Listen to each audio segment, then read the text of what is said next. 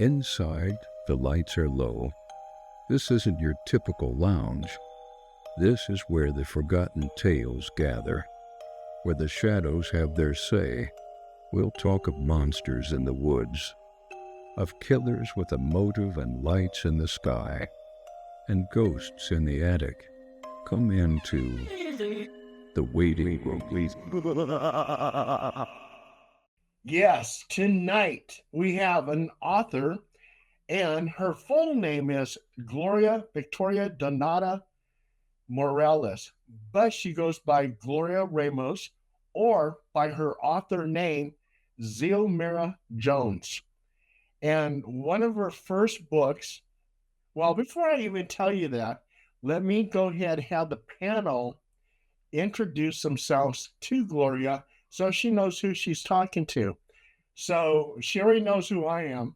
So I'm going to pass it over to Phil and then Paranormal Soul Brother. Phil? Okay. Take myself off mute. Hi, Gloria. My name is Phil DeSaro. Hi, Phil. I have 2 books out myself. One's about all the serial killers in Sacramento. The other one's a book I wrote about my dog. I've put out 2 documentaries, both of which were on PBS. Won a couple of awards. I'm a former Marine. It's been about 35 years in IT, and hoping someday to retire like Paul. That's my goal. And anyways, yeah, just in Florida trying to survive the weather. You're in Florida.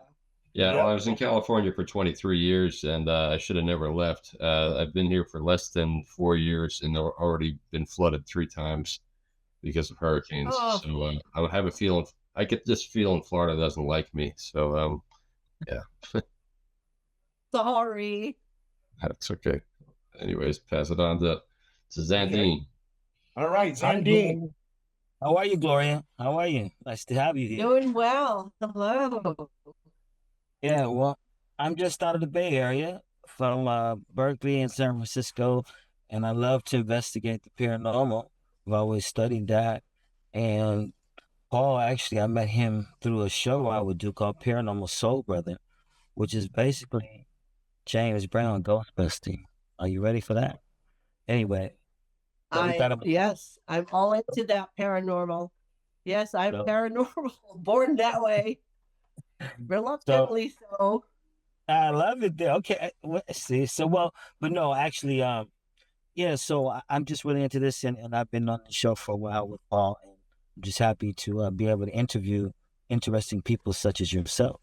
But thank you. Okay, hopefully I'll be interesting. I'll try. You already are. You already are.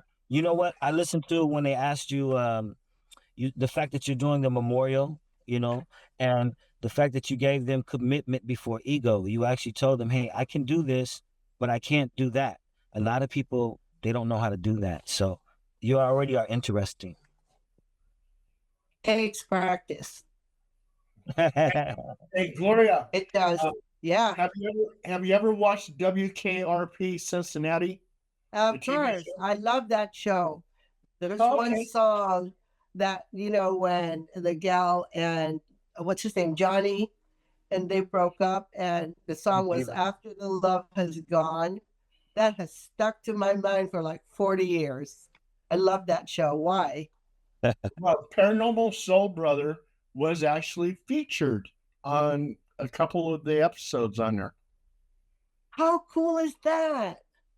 One of the few shows that I have memories of. Yeah. Very cool. Yeah, I'm interested. He had a main part in there. Yeah. But yeah. That's the panel. Now I have to go find that show somewhere and rewatch it now. Anyway. So one episode you can look for, I'm sorry. You can look for Hip Hop KRP. That's one episode. Okay. Oh, okay. When you get a chance. But yeah, let's get into you though. That's enough about me. Yeah, Gloria, let's get down to you. Anyway, you're an author, you're a writer. So what has inspired you growing up to become an author? You know what? I didn't really see myself as an author, but since maybe college days, I have friends who, later on in life have told me, I have kept all your letters. I'm like, what? So I'm like, okay. Then I was in the Society of Filipino Architects and Engineers in the Bay Area. I was an architect in my first reincarnation. That was my first career. And, I took charge of their newsletter and I started interviewing, members, and they started fighting about who's going to get interviewed next. And, I felt like, oh my God, my writing is impacting all these people, and I don't even know how I feel about that. So, so on and so forth. I took one class at Berkeley. I didn't graduate from there. I graduated from somewhere else, but just to see if I really can write. So the professor was really good. He would use these dice, if number 5 came up, he'd say, okay, now write dialogue. Okay, now write, scene. Oh, okay, now write, internal thought. And then he asked us to read, what we wrote. And I wrote about a man and a woman in a very kind of intense relationship, the dialogue, this and that. And then all of a sudden after I read it, it was dead silence. I'm like, shit, I suck. So I didn't know what to think. Then after the class, he said, can you come over here for a minute? I said, sure. And then he started confessing his extramarital affairs to me and how this made him feel. And I'm like, holy cow. So from that, I said, maybe I really can't write. So I divorced my last husband because he didn't see the point of why I want to write. And I said to him, because it's who I am. It's like, why do you breathe? So anyway, and this is the point where I met Paul. When I didn't have the kids for the weekend, and we're talking about dial-up internet, I would plug my laptop and go to the backyard, to the patio, and I would just write randomly. I don't know, about anything. And now after about a few months of doing this, I looked back and I thought, oh, I wrote a novel. But it went through so much because at that point, I didn't know what word processing was. I was old school. I learned how to type in junior high and hit the space bar after every sentence. And it was a bitch to format it. But okay, I finished it. Thank you, Paul Dale Roberts, because I would run into you at Borders and you would say, just keep on trucking, girl. Just keep on trucking. And that really, I didn't know any writers. I read voraciously, but I didn't know anybody else who wrote besides Paul. And so finally said, Paul, I'm done. So, all right. I had it formatted as an ebook. I even bought a program that would, so you can buy it off the internet. And it was that for many years. And finally, I retired and I said, it's time. It's time. So I self-published, and that was a journey in itself. Self-publishing was not a thing. So I had to go bare knuckles.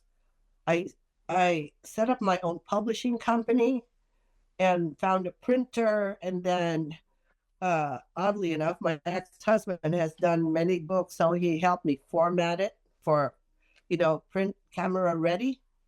Okay, and this is the result. This is the whippoorwill.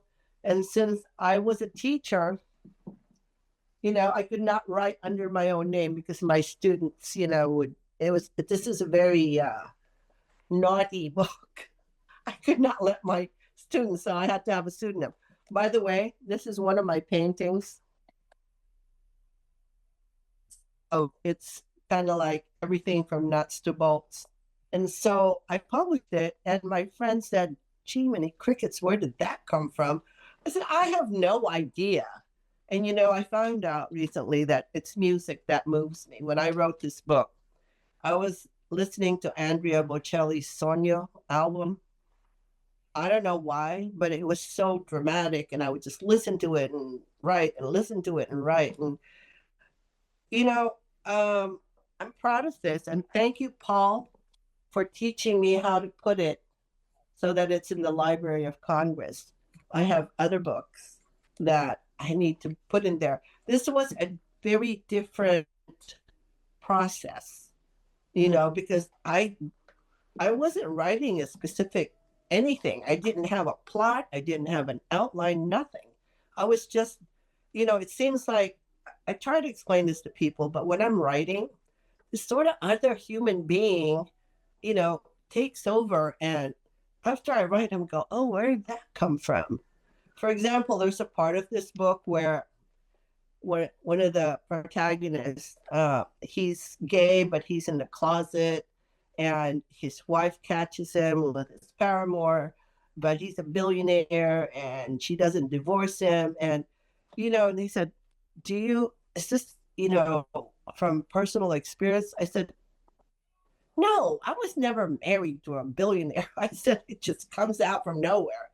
But then again, my latest novel, which is only a couple of years ago, this is during the pandemic, I was listening to Ray Charles as I was vacuuming, and that song, you give your hand to me, and then you say hello. I know you've all heard that song. But then, so I felt the pain of unrequited love, and I'm like, oh my God, that hurts. So this is the result. One dance.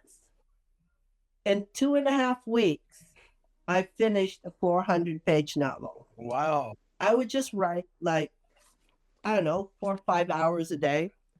And I would get together with my friends. We used to chat at 7:00, video chat. And then I'd tell them what happened. And I don't know where it came from. Since I wrote it, I haven't reread it. But everybody who's read it said, oh, wow.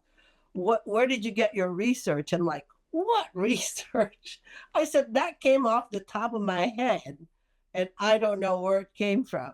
So I suppose my mind is like this sponge, and conversations of other people or experiences that people tell me. Okay, as an aside, I have since discovered about 10 years ago that I'm an empath, and I'm sure, Paul, you know what that is.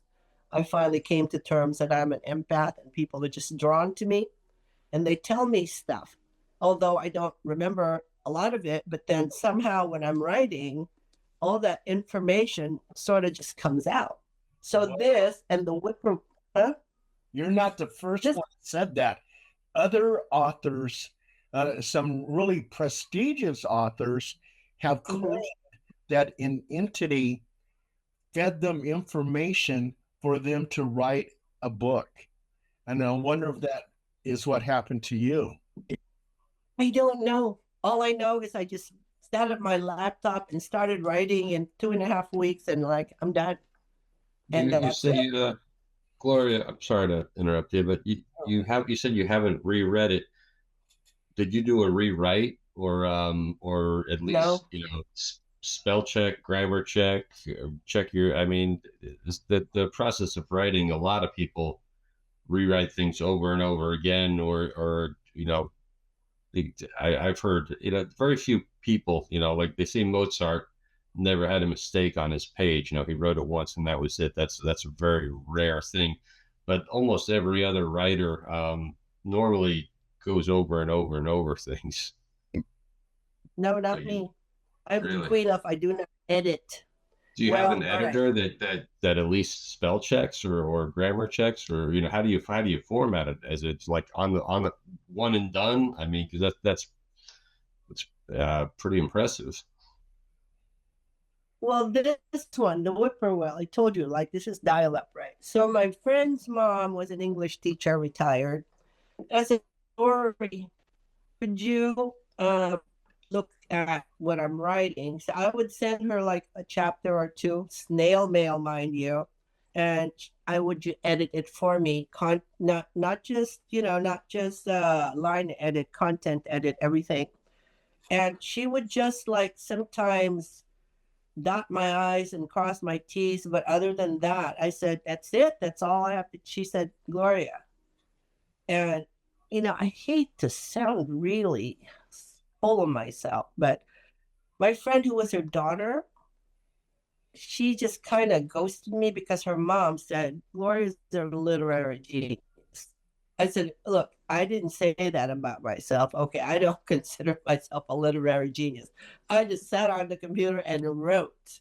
And I don't know, but, a person who recently read two of my books said they're so different from each other. The first one, The Whippoorwill, which is 20 years ago, it just kind of bird hopped because there were like other stories within the story. And then he asked, how do you think these things? I said, I really can't tell you because I don't know. It just comes out. So another friend of mine who's recently published her own book of musings and poetry said, but Gloria, I look at one thing that, go over it. And I said, you know what? I have no such problem. I said, I write it and I'm done. Cross my T's or maybe point out something that's really terrible. I'll do it. But I find that when I edit, I lose my voice. Okay. Do you come up with an ending? Do you know your ending before you write it, or do you at least have an idea of an ending in mind? Or no, I don't. I'm embarrassed to say, especially this. I just looked at the pages I wrote and I go, okay, this goes here and that goes there, but no, I had no idea. No idea where the story's even headed? No, I don't. Okay, let me tell you a bit about One Dance. It just stemmed from Ray Charles in that song. These two people who've known each other since freshmen in college, and for 12 years they've been madly in love, but they never had the balls to admit it to each other until she was engaged to someone else. And he asked her to dance for the first time in the 12 years they've known each other. So in that one dance, and it was that Ray Charles song, she saw all the love that he had for her that she'd never seen before. And, and then she was all flustered because how did I not see this for 12 years? So it starts there. So she runs away from the engagement party. And mind you, I've lived in the East Coast, but I've never lived in Philadelphia. And this is kind of set in Philadelphia. And so this guy, Alex McKenna, he's a tech genius who's also dyslexic. And he has a tech company. And there's a mole in his company. So while she's over there trying to figure out what she wants, he gets kidnapped, because they want his technology. They're trying to steal his technology. So it goes on from there and, all the stuff that happens in between, how he gets rescued, how they get together, and how his company was trying to get the technology to diagnose certain things, especially which have to do with, things like autism, how to diagnose that in utero, and so that's why everybody wants his technology. But they parlayed it, the two of them, when they finally get together, they started helping other people, setting up a kind of a village. So how does it end? Do I even remember? How does it end?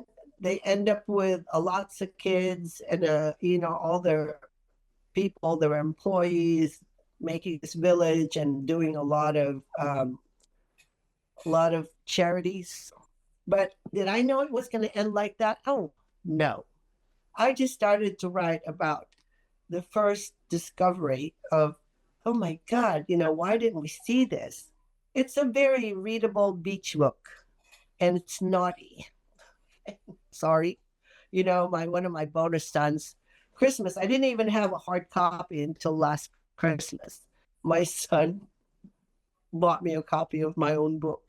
And then one of my bonus sons opened it and he says, what?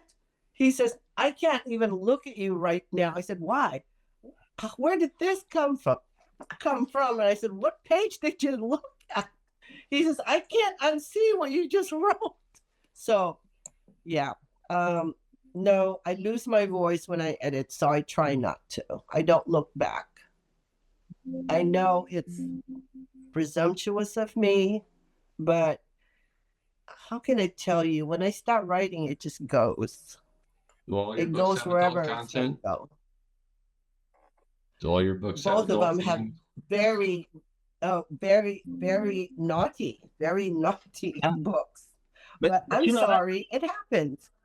Oh, don't but you know, apologize. Huh? no, you Don't know, What? apologize. don't apologize. You know, but that's not what the way you create your process is not unlike a lot of modern day rappers, say like Lil Wayne or say even just say him for instance. He'll sit there and he'll meditate about what he wants to write or whatever's on his mind, and he doesn't go in the studio with anything written. He'll go ahead and they'll punch it in, and he'll do like 1 or 2 takes, and a lot of that stuff he's just thought about a lot. So there's a lot of people that when I came up, you would write and you would memorize it and then say it, and then you would also do some extemporaneous. You freestyle. But now a lot of people didn't want to write, so they said, "Hey man, listen, I just want to go to the studio. I don't feel like writing." And that for a lot of people, doing that writing and overthinking did block the creative process because when you let them just go in the studio and do it how they want to do it, it comes out right. Absolutely. You know what they say about being in the zone?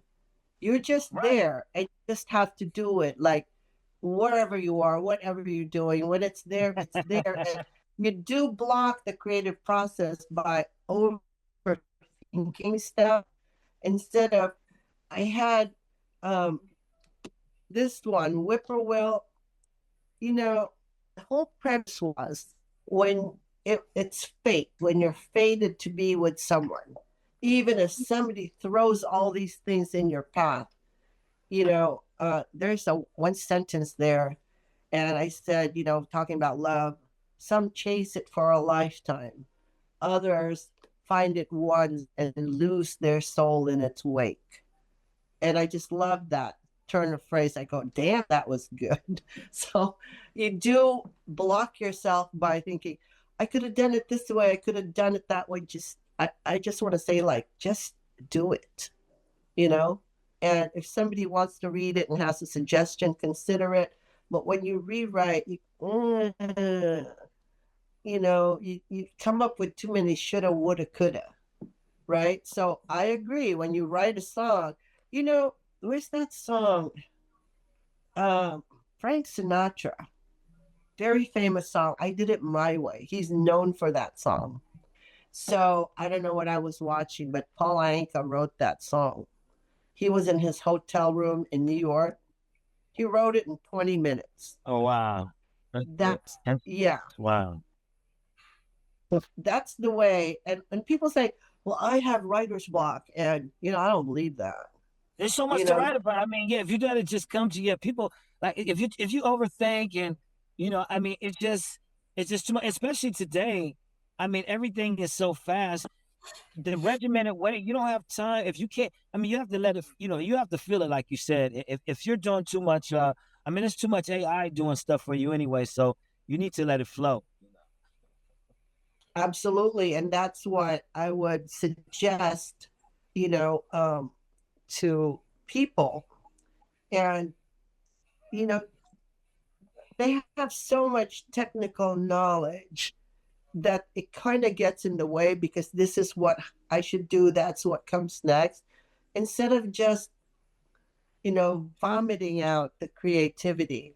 All right, true confessions. I was a sixth grade teacher my last career, and I taught writing.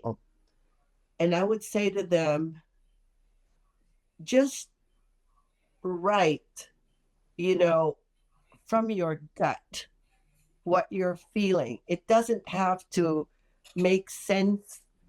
It just has to be what you're feeling. But I guess if you're not really in touch with your feelings, that could be difficult. But yeah. This one writer, a friend I'm talking about, she went on a writer's retreat in France. I said, what do you think you're going to get in France that you can't get here? You're just like $10,000 You're spending $10,000 for some other writer to try to teach you the way they write. What they should be doing is encouraging you how to write the way you write, you know? And Right. basically, I agree with that. all education should be like that.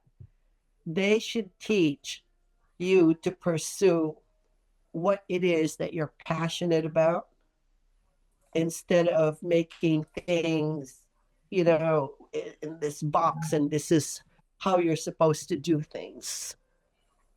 So I'm sorry, I'm having diarrhea of the mouth over here. I'm just No, we talking love about it. Keep going. That's Keep why going. you're on the show. That's why Keep going. you're here. So Yes, keep talking. we like people. Hey, Gloria, we like people that have diarrhea of the mouth. So don't worry about it. You know, hey, Gloria. How many books do you have? Go ahead, out? Paul. I'm well, sorry. I've only published 5. I'm not like Paul because I let things get in my way, and they're not nothing things because I've come to realize that my life is meaningful because I strive to be of service. And when I say of service, you know, it could be listening to someone or talking to someone or helping someone with something, because to me, that gives my life purpose and meaning. So I know people say you should write more. I said, I know there's a lot of things, but this is not the only thing. I am fortunate, very, very blessed because I do things. I paint.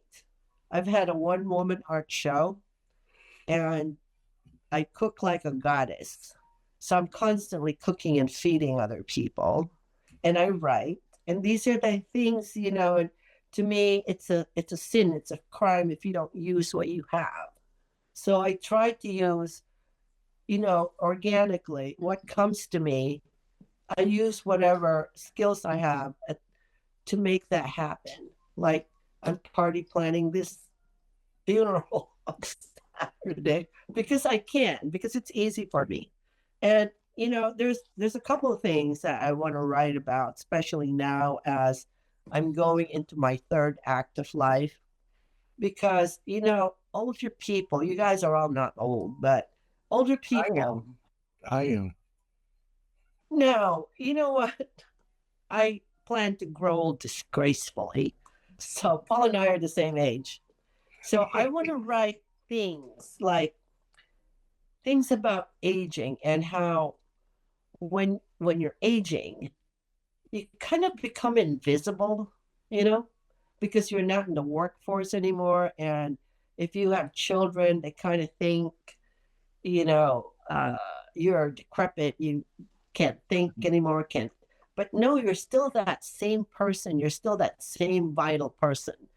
And I just want to write about that experience because I live in a senior community and I listen to people's stories all the time. So I want to write about that. And, you know, a line just threw me the other day. My friend said to me, you know what I miss? I miss having someone bring me coffee in the morning. I said, you know, that's a fabulous first line for a novel. And then talk about different relationships. Most of the people I've been meeting in the last few years, so it's delightful because everybody has a story, and I love hearing people's stories. Gloria, You know, Gloria, I have to stop you for a minute. We have like 5 minutes, and it's going to shut down. yes, I know, and I get 10 minutes to go pee. 10-minute break. We'll send you a second link, and then get back on to finish off the interview. I know how to do it now, Paul. Okay. And Gloria, also too, I like to see all the covers of your books and see some of your artwork. Yeah. Oh, okay. Yeah. I will take my iPad off the case and I'll show it to you. All right, bye. Hey, no, we still got about 4 more minutes. Okay. Yeah, we got 4 minutes. Well, when we get back, I will take you on a tour of some of the paintings that I have hanging here in my casa. And And I My- want to see. I want to see the dog that you. Dog. Oh, the dog Okay. that I'm naming, who's now laying down Hercules. over there. Okay, my Malamute, Yeah. Leonardo. Hey, What's his Gloria. name? Hercules. Gloria, I Hey, had a Gloria. question. Oh, never mind. Yeah. So go, Go ahead, no, Andy. go ahead. No, go ahead. I just, you don't have to take up a lot of time with it. We only got about 3 minutes anyway till halftime. But did you say that you were an architect? Yes, I was. I was an architect, landscape architect, interior designer. I just the whole scope of things. My real ambition was I wanted to be an environmental planner, but when I went to college, that wasn't even a thing. I'm that old. I'm 70 years old. All right, people. I'm proud of it. I'm still alive. But then halfway through my major architecture, they came up with landscape architecture. And I wanted to build parks in third world countries the way we have Central Park. But what I realized is my altruism was ill-based because those people have more pressing problems, such as feeding their people. That parks were just not, even now, you know, they give you a amount of money to do reforesting and things like that. It's just for a third world country, not a necessity. So, you know, from there, I bought a lunch truck. I used to work at this firm in New York, and I was doing corporate interiors. And then I said, this is not what I signed up for. So I bought a lunch truck in Bridgewater, New Jersey. So I was serving. I know. How do you go from being an architect to having a lunch truck, right? But cooking has always been something I enjoyed, and I'm such a foodie. I just really like food. So from there, I have so many careers. I became a realtor, then I became a teacher, and then what else have I done lately? I've just done all kinds of things just because it was presented to me. I just seize the opportunity when I can. So that's kind of like my whole life has been colorful. Some people, they're one thing and they're that for the, I don't know, it just keeps coming at me. So I'm like, okay, I'll do that. And right now, what can I tell you? I just cook a lot. So, Paul, you're going to have to come to dinner. Yeah. You live not that far from me, but between pickleball, the gym, hula that I teach, and what else do I do? Ballroom dancing. Well, I would love to have you over. We'll have a meal and have a great time. Too bad you all are so far away, but if you're ever in town, doors open. I will cook for you. That's real sweet. Gloria, you said something that's like if your children must be amazing. Your son must be amazing. The reason why I say that is because you said that you wanted to be dedicated to a purpose rather than just yourself. Like, you know how long it takes us to figure that out? Like, just even that thought process to say, hey, I want to have a purpose. Usually you doesn't happen until like your late, age, unfortunately for some of us guys, but like if I had a mom, which was like that, and she did foster that, helping others. So when you have a mother that could tell you something deep like that, I think that's like incredible. That's why I have all these bonus children.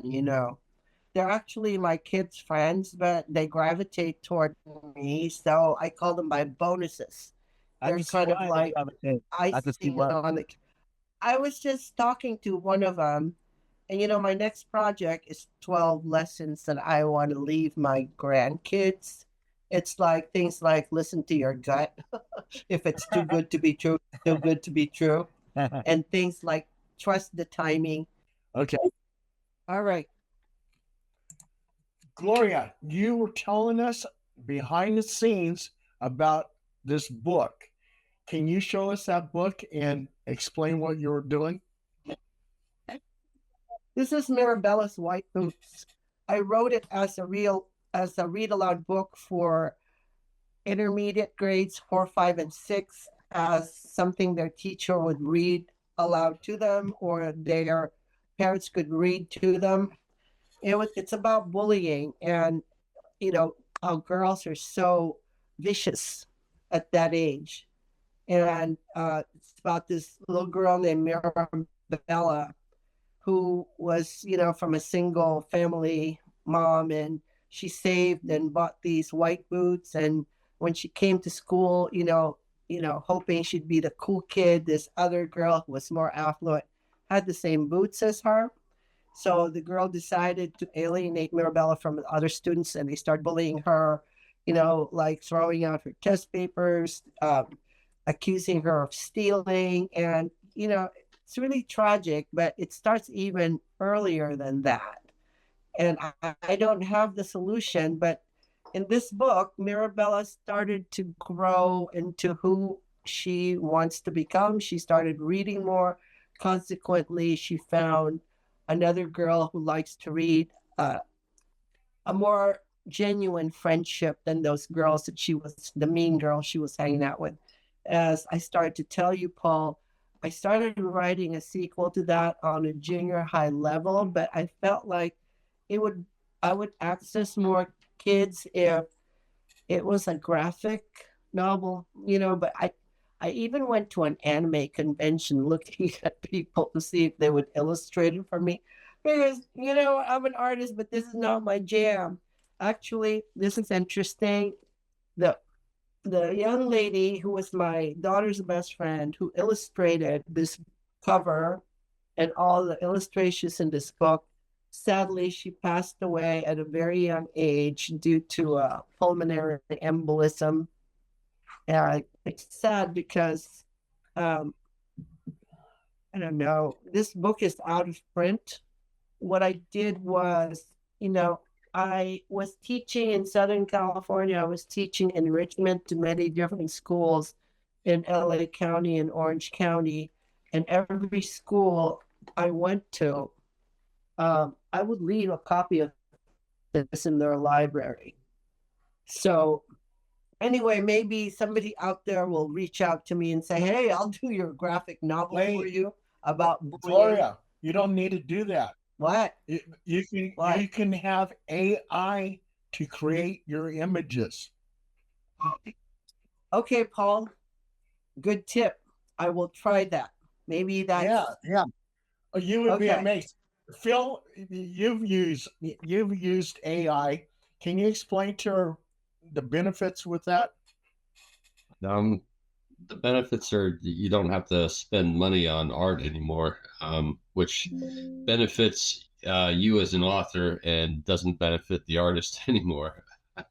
For example, I've done 2 books so far that I paid artists to do artwork for, and I think the first book cost me close to $3,000 in art because there was so much art in it.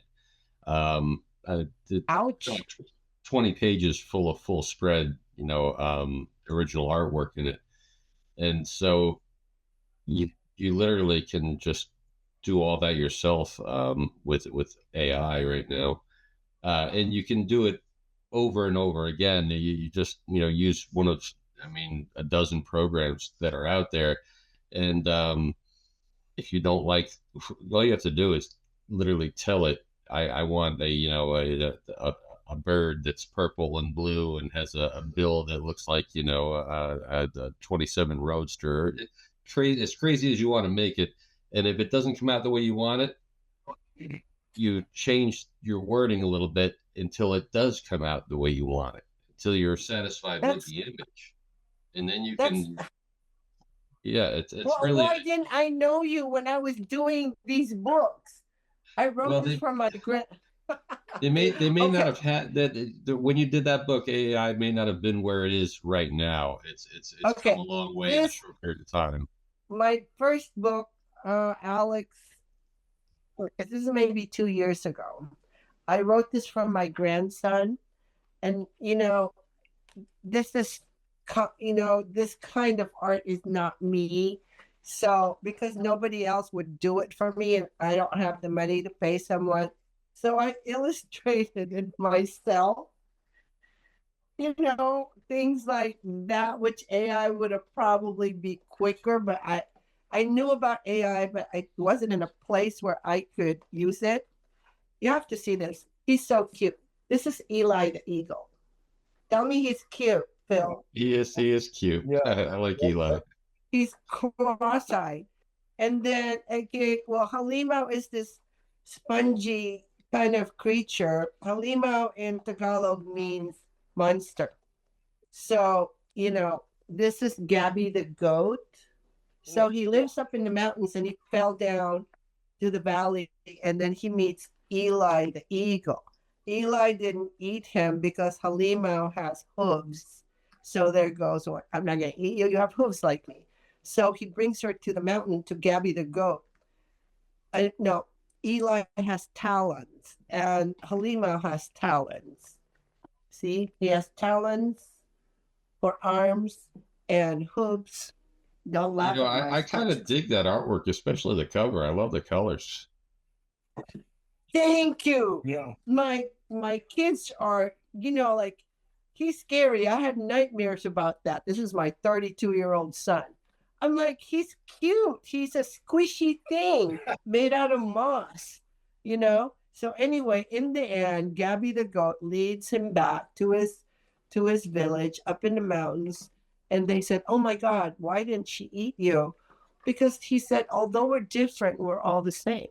It kind of has a little moral to the story at the end. Okay, so then I wrote another one for my grandson.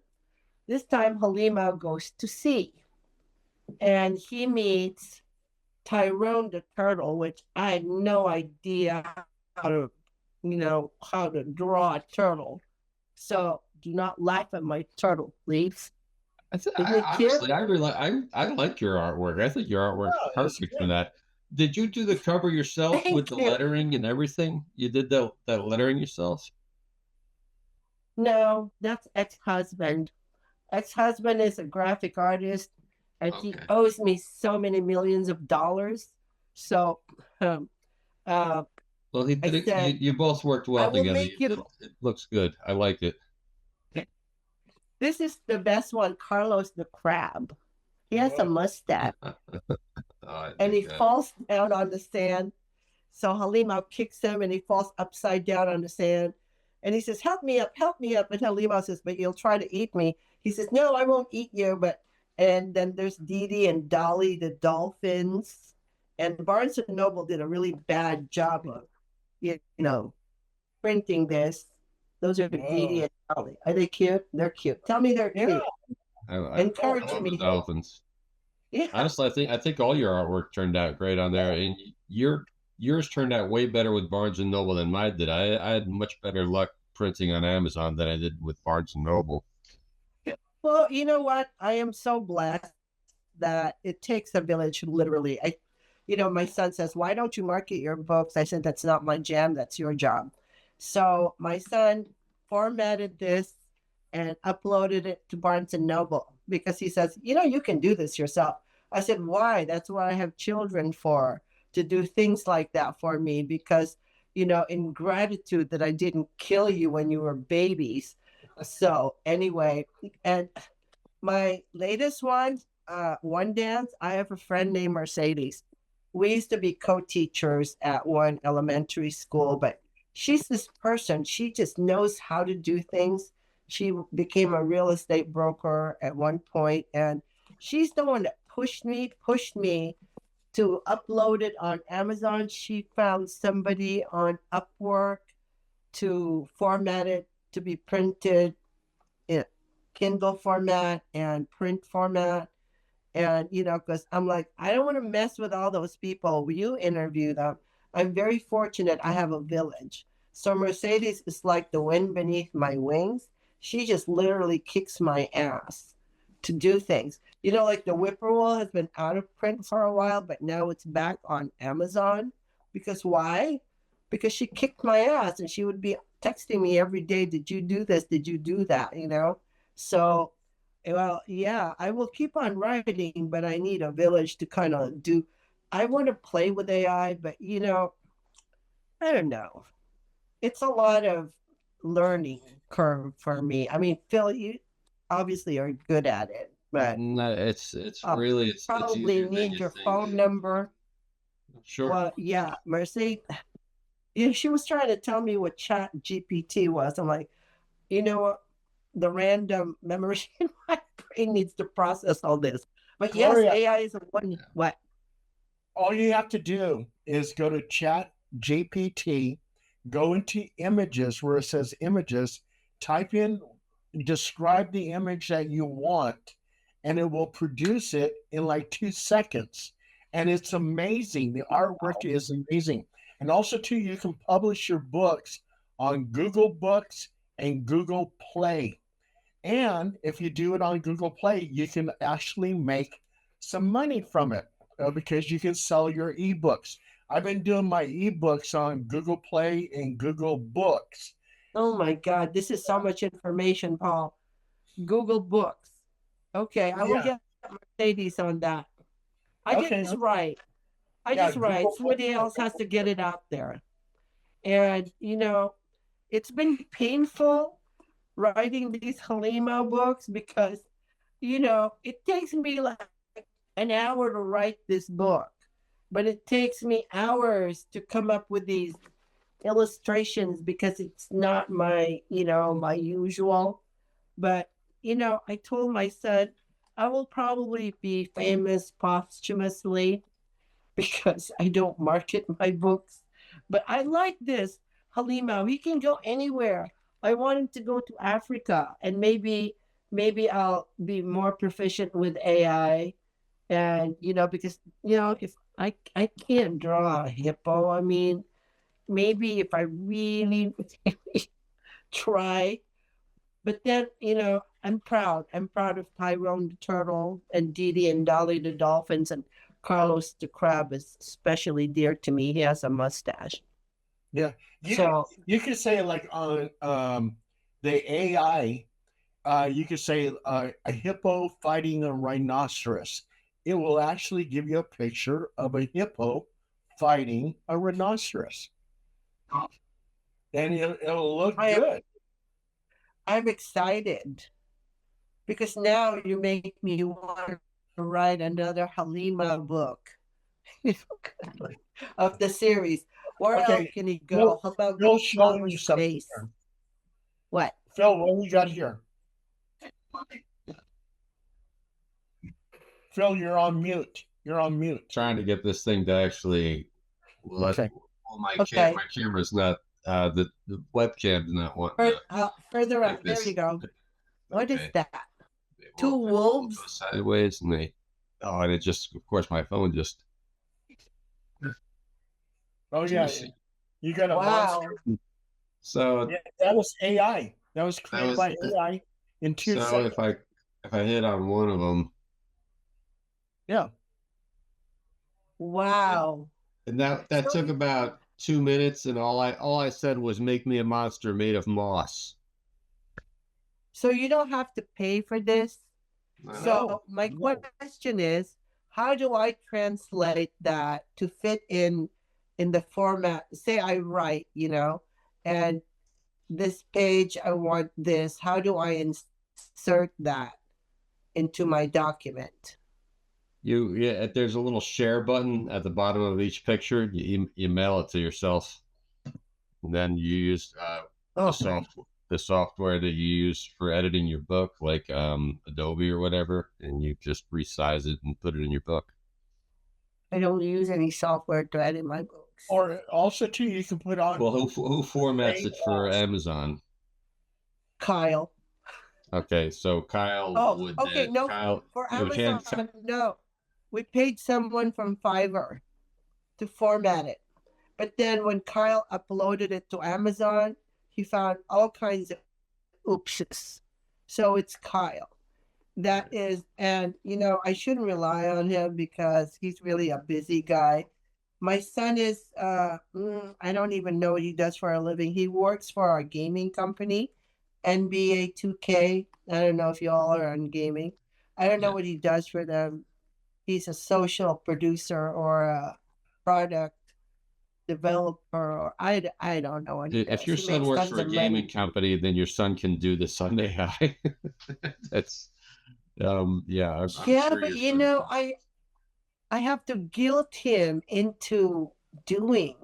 I finished Halima and all the um, illustrations, and then it took 2 months for me to nag him to get it together. And I threatened him to send a lightning bolt to, demolish him if he didn't get it before Christmas. So, he can do it. But, because I know he can do it, that makes me lazy and reliant on other people because I write. It's just like somebody else Good. has to pick up all that other slack. You got to Yeah, remind him I how write. painful it was when he was born. Say, oh God, it hurt. Oh, did it hurt so bad? He is. They are so spoiled, because Mama cooks, and I made it mandatory. They have to come see me once a month. Well, one of my daughters lives in Idaho, so I don't see her very often. And today's her 35th birthday. Kyle is the only one who's sort of local, but my other daughter lives in the Bay Area, so I don't see her very often. So, I made it mandatory for the bonuses who are not my biological children and Kyle. They have to come have dinner with me once a month, which I end up cooking most of the time, and they'll do something like dessert and salad. I said, "You're grown people. You should be able to put a meal in. I don't have to do it." But they said, "But that's who you are. You're always going to cook for us." I asked them, "What are they going to do when I die?" So they said, "You're never going to die. We're going to start, buying you extra parts and pieces. Like you need a new liver, we'll buy you one. You need a Stem new brain, we'll cells. buy you." Get you Stem some stem cells. Yep. cells. Yeah, but I do enjoy cooking, so we always have a theme, and they we have such a good time. They're lovely people, really they are, except for when they don't format my books, and then they're not lovely people. So because of Phil, I need to get his contact info so I can pick his brain, Paul. Well, I will. Because because my problem is I'll try things and it doesn't work, and I get frustrated because I feel like a decrepit senior citizen. And why can't I get this to work? Like Zoom yesterday, Mercedes and I were doing Zoom this and Zoom that yesterday. I'm like, why is there no audio? Why is there no picture? Why, what's wrong with this? So we finally figured it out, and you made this so very easy. Thank you, Phil. Yeah. It wasn't So bad. anyway, I'm was glad it it worked you? for you. Were you? Oh my God. You don't know how I was stressed about this for the last 3 days, thinking, oh my God, Paul's going to be so disappointed to get it together. So, anyway, what else do you want to know about? I really want to write more. And that's my next project is to get the 12 things. That's only going to be 12 pages, but 12 pages. And I hope I have the corresponding artwork to go with it. Like, how do you illustrate trust the timing? I have to look at my paintings and see what kind of coincides with that. Hey, Gloria, I gave you Phil's contact information. So if you look in your direct message, you'll see a link to his Facebook timeline. And Phil's going to be forever sorry he met me. He's going to say, that woman is such a pain in my ass, always asking me questions. But, I have to learn how to do things. He'll get you through it. He'll get you through it. Absolutely. Yeah, let's see some of your artwork, Gloria. Okay. How do I reverse the camera on this? Your cell phone or your tablet? I'm on my tablet. Just pick your tablet up and bring it around. Show us. Yeah, but it okay. I don't know. Okay, I'll start with this. Can you see this? Yeah, it's curtains. Yeah, nice curtains. Yes. Oh, there we go. It is. That's beautiful. That's the seer. that's when I finally accepted that I'm psychic. I'm not going to be afraid of it anymore. I like that. So, Wow. yeah. And this is, I got my heart broken and I started whacking at oils. And this is after 4 hours. I said, okay, I'm done. And don't ask me what that is. It's a big flower. Okay. And this is, 4 hours swim. Nice. yeah, Very I have nice. a 4-hour tolerance, Bill. So everybody loves this. And Wow. All I in don't know all in because, one you all in know, one sitting now. That's impressive. well, that's my tolerance level is 4 hours. And this, can you see this? Oh yeah, yeah. I call that's euphoria. I mean, no, epiphany. 50 ain't fatal. So that's what that painting's about. Turning 50 and being unplugged, you know. Oh, Okay. Yeah, Okay. one from Star Trek. Star, yeah. You know what was my daughter painted the canvas green and I just painted over it. Okay, this is about my daughter. She used to make lots of faces when she was little. So this is Moosey face. So yeah, don't They're all ask me so what. different. That's awesome. Yeah, just like how I write, I don't exactly know. I think are gonna. Can you see that sunflower? Move it to the right a little bit, please. To the right a little bit. A little more. Can you? Keep going. Keep going. Keep going. Okay, hold on. No, I have a sofa. I see hair. I see hair. A lamp. Oh, there. Oh, there There's we a go. lamp in front of it. Okay, yeah. I Yeah, see the sunflower. That's great. I was playing around with resin. I like to play with things. Oh, And is that this what is that about, is? huh? Is that why that's shiny? Or is it? I thought there was Yes. glass in front of it. No, it's resin. I was Wow. playing around with resin because I just, wanted to see what I could do with it. And this is Sayuri's kimono from, Memoirs of a Geisha. oh yeah, I was very fascinated. Huh? yeah. Can you see it? Yes. Yes. Yeah, that's awesome. Okay. And then Beautiful. getting off the lamp here. Where isn't that dog? Can you see up there? Oh yes, yes. That's the cover of the Whippoorwill. Move the camera down a little bit, please. Just down a little bit. I think it froze. A little more. It froze.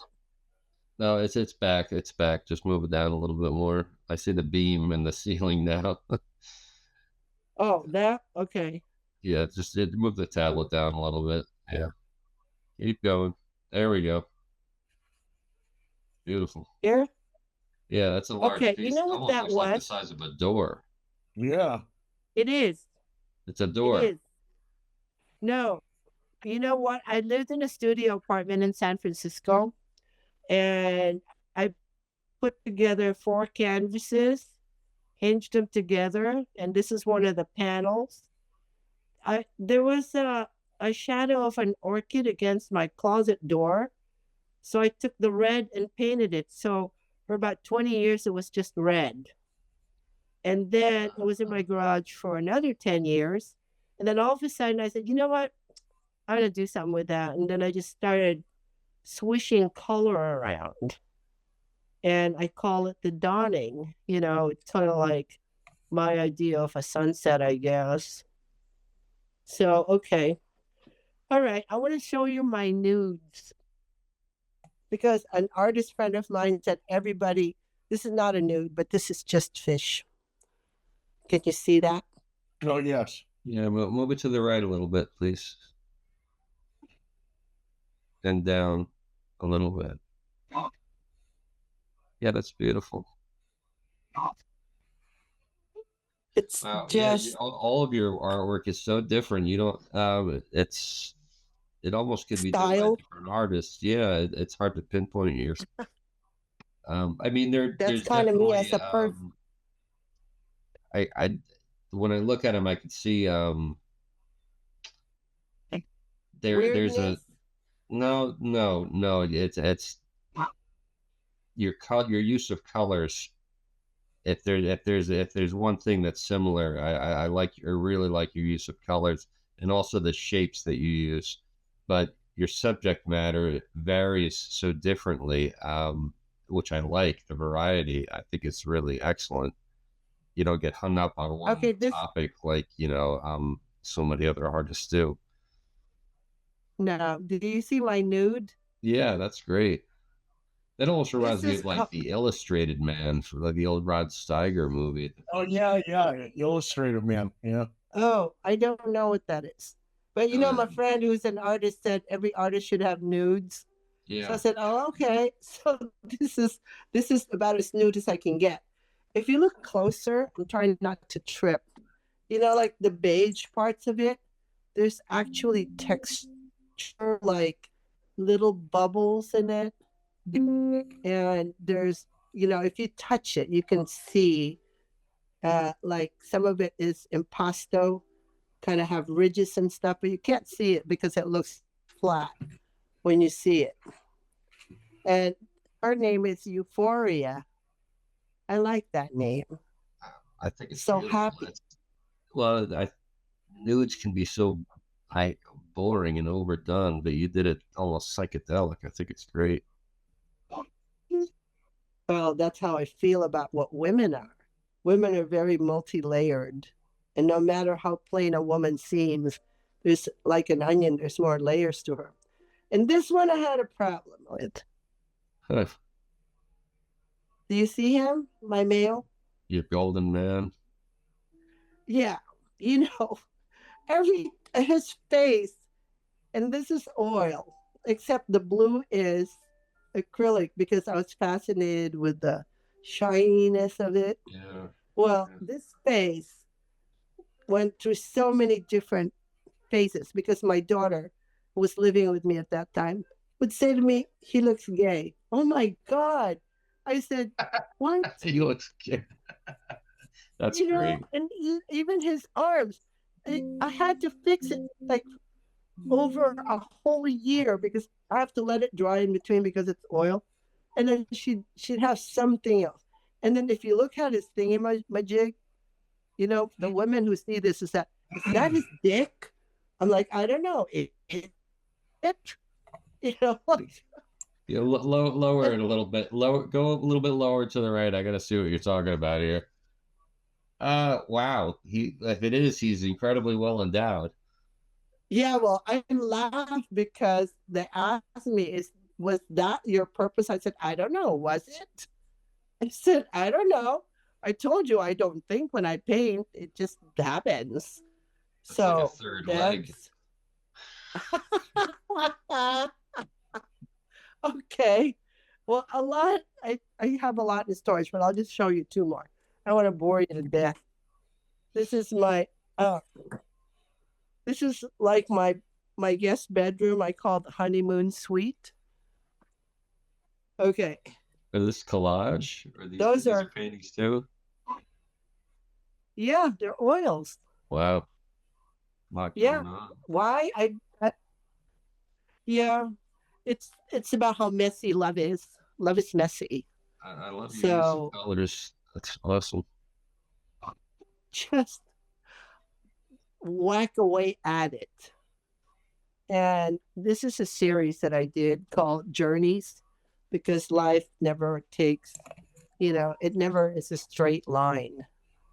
So it just, Wow. what? Did you use tape when you did that? Obviously, I can't paint that Yeah. straight. No, it's But awesome. It there's reminds me. It's like Eddie Van Halen's guitar. really, Yeah, I'm a you huge should fan. So see. Oh, wow. That's, I like that.